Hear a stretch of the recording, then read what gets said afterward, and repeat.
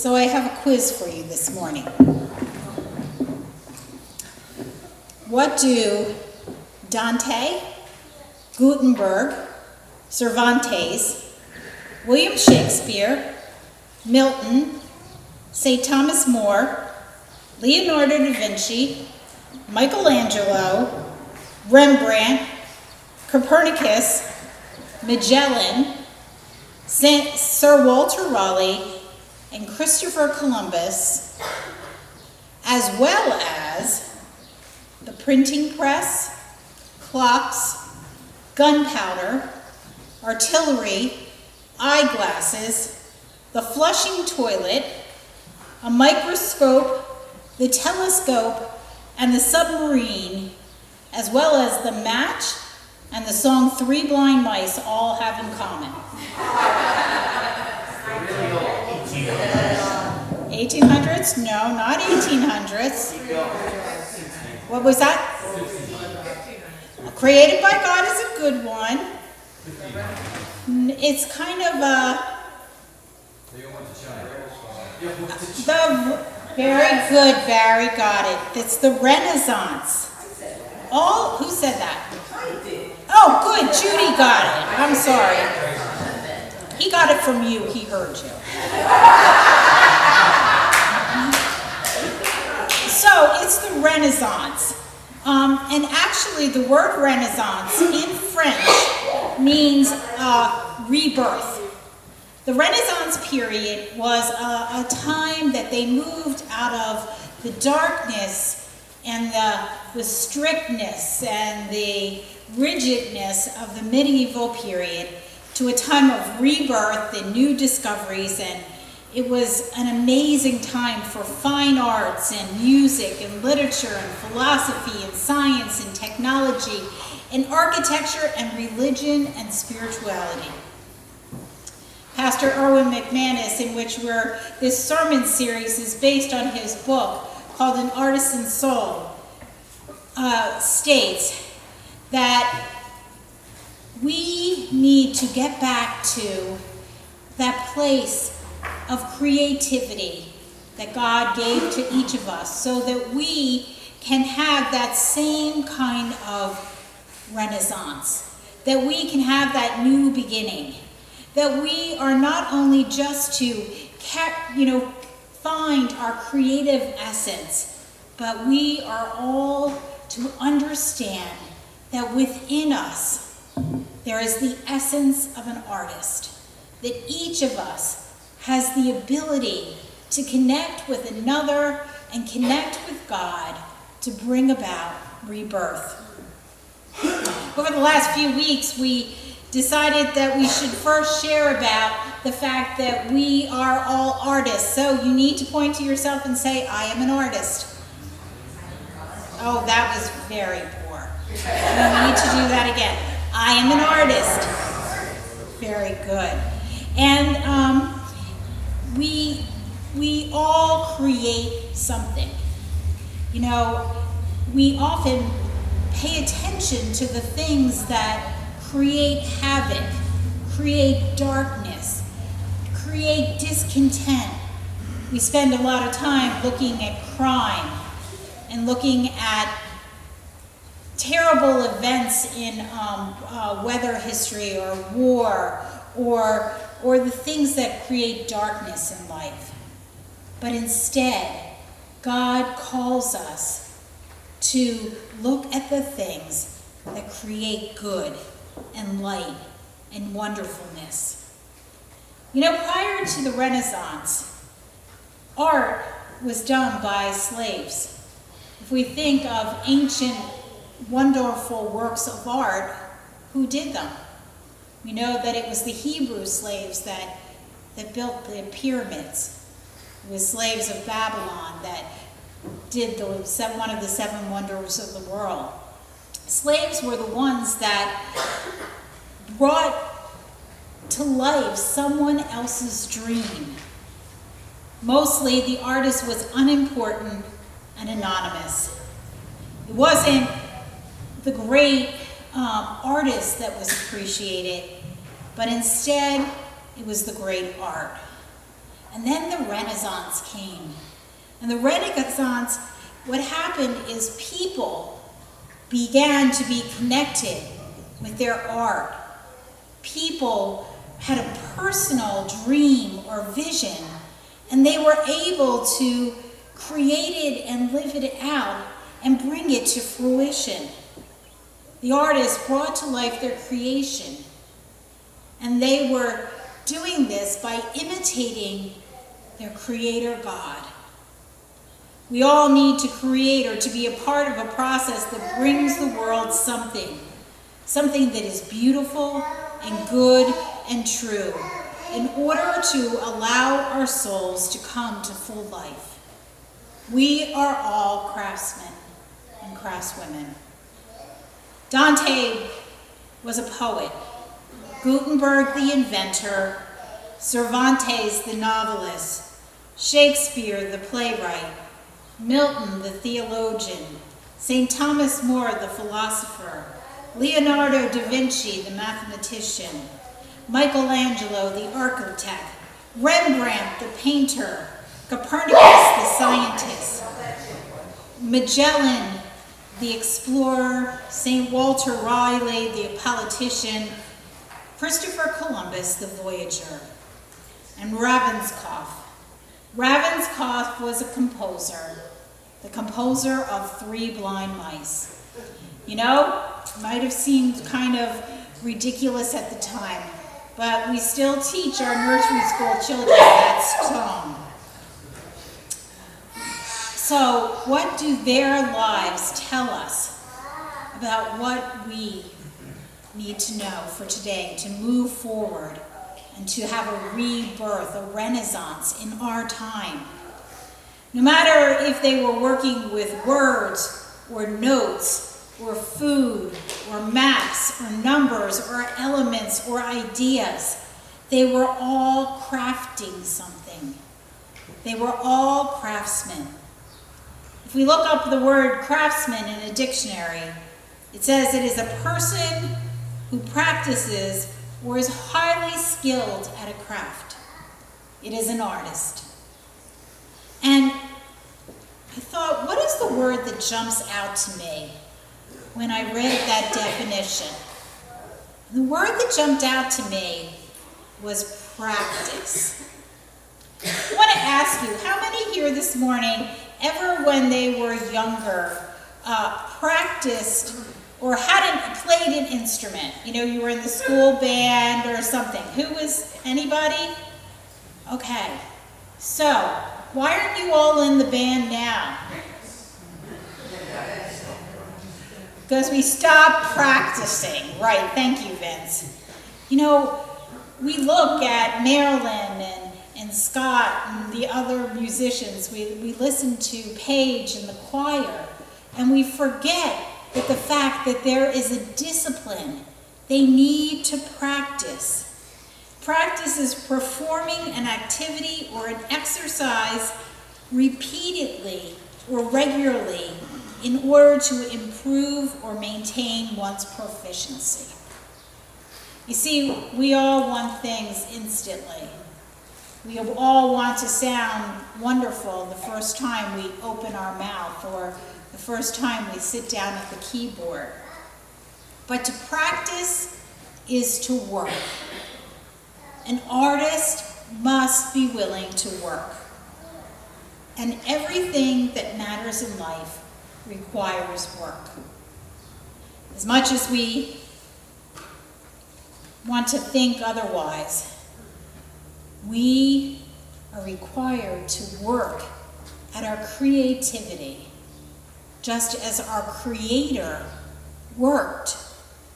It says that after each day that God looked and it was good. And at the end of the days, what does God do?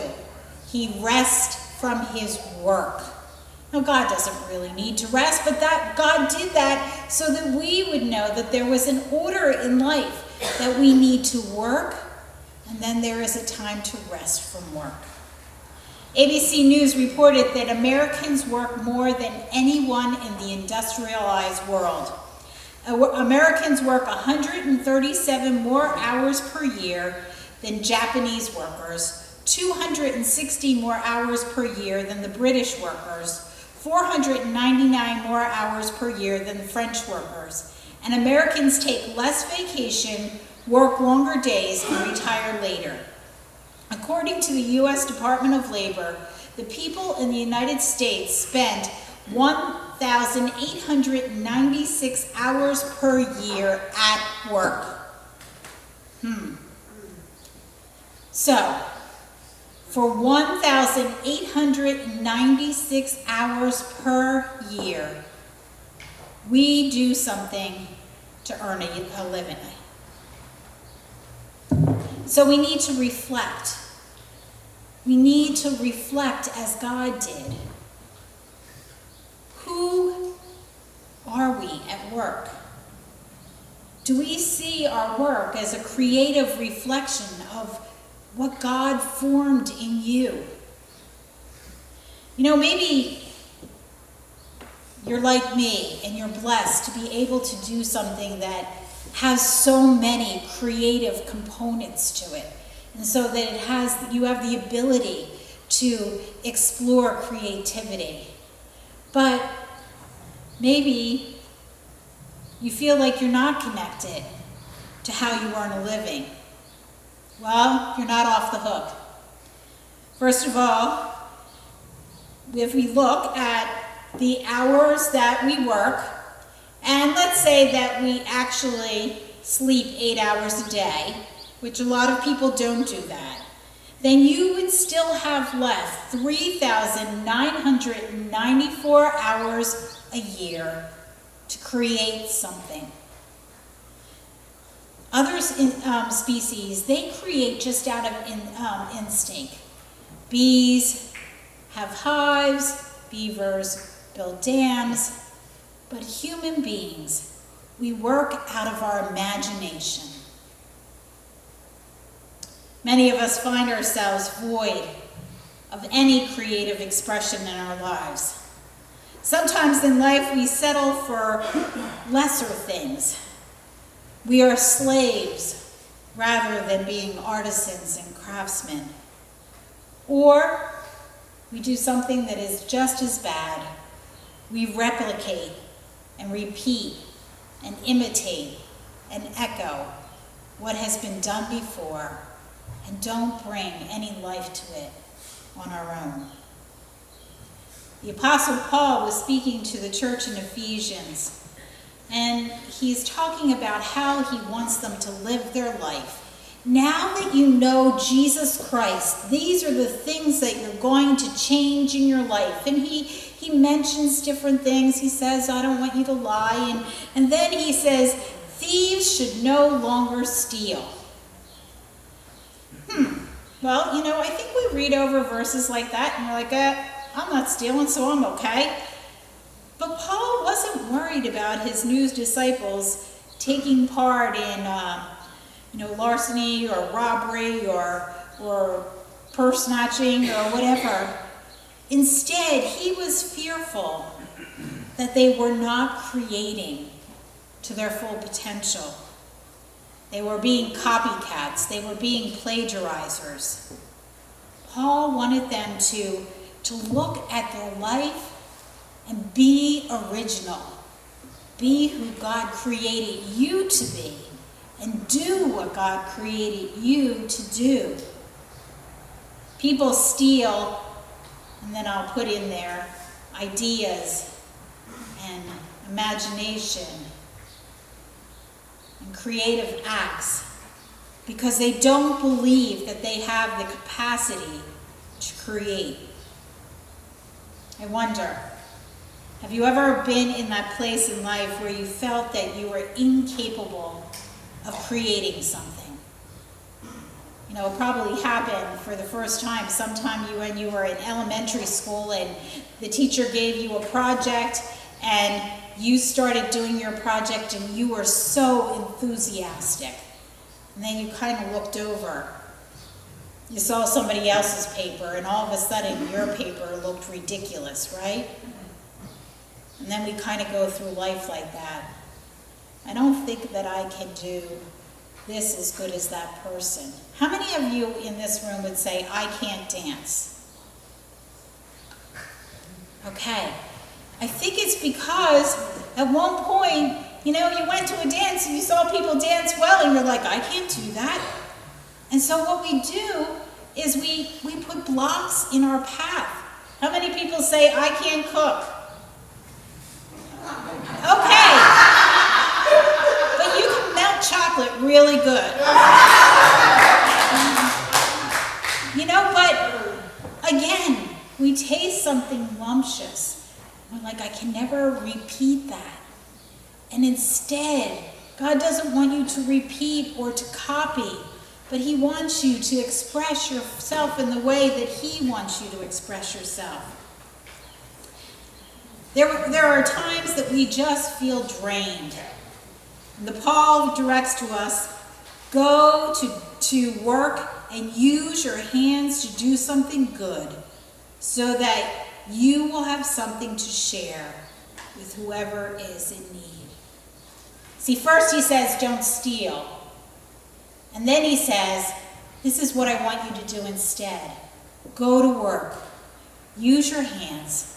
Use your imagination. Use the creativity that God has given you, because that's a gift not for you, but for the rest of the world, for someone else. When Sonia read the scriptures this morning, you might have thought, well, why are we reading about Noah building an ark or Solomon building a temple? But see, I think that it's important for us to see that Noah didn't choose to build that ark on his own. Solomon didn't choose to build the temple on his own. They built their own houses and other things, but no, God directed them. And in the same way, God will direct you to build what needs to be built. I want you to imagine for a moment as you kind of look around in this sanctuary. And imagine the people who live down in this little house right past the cemetery, the house that was Jess Cooper's and Mel's grandmother's house. And imagine people meeting there in 1835. And imagine for 25 years that group met, thinking and dreaming about building this building. And then imagine the artisans that came in and laid the floors that we still have here. Imagine them building and putting things in this sanctuary. Imagine that 30 years later, they put this beautiful tin work all over the sanctuary. And then imagine those who had remodeled the sanctuary in 1899, could they have ever imagined it being remodeled so many times, even 154 years later, when we gathered and we imagined this sanctuary in these beautiful colors they are today?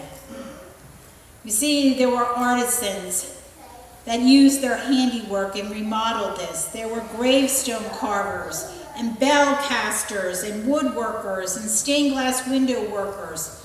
And then there were the ones who cleaned and polished and maintained this building, and those who creatively made a difference for years and generations of worshipers' lives. For whom does your creative work give value to? I have seen the artist in so many of you, even though you can't see it in yourself. Maybe it's the way that you always send a card on birthdays. Or there's some anonymous soul that sends me a Valentine each and every year. Or maybe it's the great lasagna you make. Or maybe it's the wonderful way that you care for ironing clothes. Or maybe your artistic palette is mowing the lawns for not just yourself, but those who can't. Or maybe we were watching John do some work in the parsonage the other day, and we watched him spackle. And as he spackled itself, it was a work of art. Maybe it's the creative way that you toss a softball, Scott. Or the colorful way that you post on Facebook, because we have some really good Facebook posters here in this church. Or the inventive ways that you find ways to make a dollar stretch. Or the adventurous way that you take your family and you have them enjoy a car ride in a way that no one else can. These are all creative ways to live your life. But then I want you to take one step further. McManus says, feel free to create dangerously. To take risks that you should sense that God is calling you to take, so that your life will have a full creative impact on others that God intends it to have. Ask God to give you the courage you need to live dangerously. Live out the freedom in Christ, embracing the opportunities God gives you to push back against the status quo and influence people in fresh ways to think. Many of artisans in the time of the Renaissance, their art was challenged. There were questions about their politics. There were questions about their theology. But it was because they were willing to live dangerously that we have the Mona Lisa still. That we know that the sun is the center of the earth and not the other way around. That we can fly. And so what are the things that you are going to dangerously and creatively do to live out your life in the way that your Creator desires? In closing, I want to just tell you a short story. McManus tells a story about his son, and he sends him to Christian camp, and he's very excited because he's like, oh, now I don't have to worry about any of the ghost stories that the kids tell around the campfire. Well, he was a Baptist camp, and they told stories about demons. And demon stories and ghost stories are equally frightening. So, if you're 7 years old and you come home from this and you're laying in bed at night, you don't want to be there because you're afraid they're under your bed. And so he calls him in one night and the little boy says to him, Dad, will you please pray that they will go away? And then McManus answers himself and he said, Aaron, I will not pray for you to be safe. I will pray that God will make you dangerous. So dangerous that demons will flee when they enter the room. And the little boy answered, all right, God, all right, Dad. I will pray to be really, really dangerous. You know, in Christian life, it isn't just about being safe. It isn't about just the feel-good moments. And we have lots of good feel-good moments. But it is also about being dangerous. It's both. The world does not move forward with people who are the most talented if they're not willing to take risks. And so, I want to ask you this morning, I want to implore you, are you willing to stop asking God to make your life safe and instead ask Him to make you a dangerous follower of Jesus? What are you risking for your life of God? Maybe it's having a child. Maybe God called you to change your job. Maybe it's moving to a new place. Or possibly it's giving away money. You might be called to live dangerously, to share your testimony. Or maybe it's to begin a study so others can learn how to live dangerously.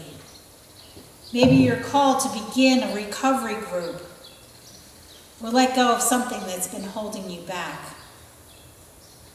Maybe we as a church are called to live dangerously and to meet new people And maybe those people are not people that look like us. Maybe our dangerous action is to allow the truckers that are less than a mile from our church here to know that this is a safe place for them too. How are you going to begin to give your life and begin and be reborn and begin a renaissance for Jesus?